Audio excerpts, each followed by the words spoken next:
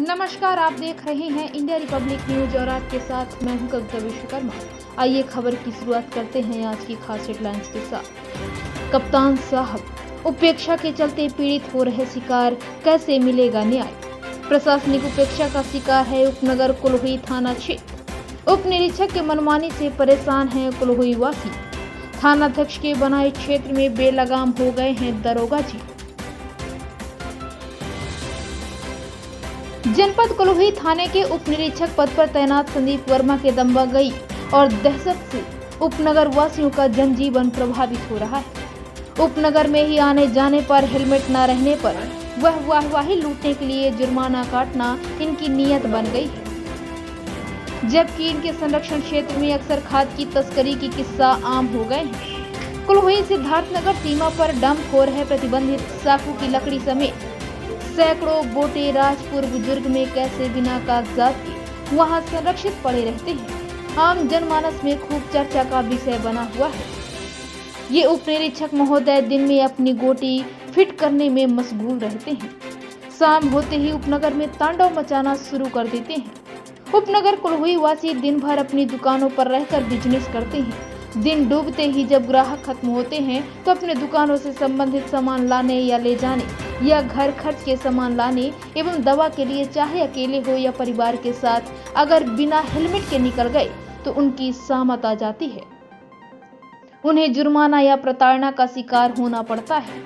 दवा के लिए अगर बच्चों के साथ भी हो तो भी वे खैर नहीं, ये बाइक पर लाठियां भी भांजने से परहेज नहीं करती। कुछ और गुस्से में आए तो जुर्माना भरना इनकी नीयत बन गई है। कभी कभार लोग किसी तरह दवा के लिए पैसे जुटाकर आ रहे होते हैं तो उन्हें जुर्माने की रकम भरने से वापस जाना पड़ता है। इनके जुर्माने भी दो तरह के होते हैं। यही हाल इर्द गिर्द दुकानों पर काम से लौट रहे निकटवर्ती टोलों या गांव के श्रमिकों को भी सताना, अशिष्ट भाषा इनकी दिनचर्या बन गई है। जबकि पूरा दिन मुख्य मार्ग या अन्य मार्गों पर बिना हेलमेट के चलने पर कोई पूछने वाला नहीं मिलता। इनका तो कहीं अता पता नहीं चलता। ये शाम होते ही उपनगर या आसपास कहर बर्पा करना शुरू कर देते हैं। इनके संरक्षण क्षेत्र से नित्य प्रति खाद की तस्करी जोरों पर हो रही है, परंतु राह चलते राहगीरों को रोककर उनके बैग में जरूर झांकते हैं।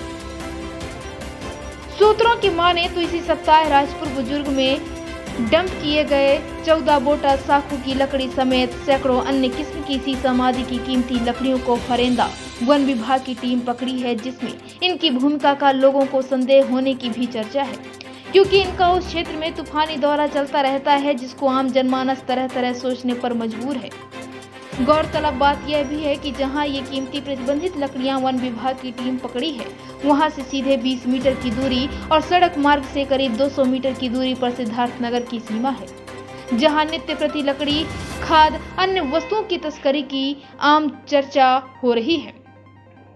परंतु ये अपनी वर्दी के जोश में सीधे साधे गरीब मजलूमों और बीमारों पर कहर बर्पा करने में माहिर है। अब तो उपनगर वासी इनसे ऊब सा गए हैं। देखना है आगे क्या होता है। इंडिया रिपब्लिक न्यूज के लिए विनोद वर्मा की रिपोर्ट।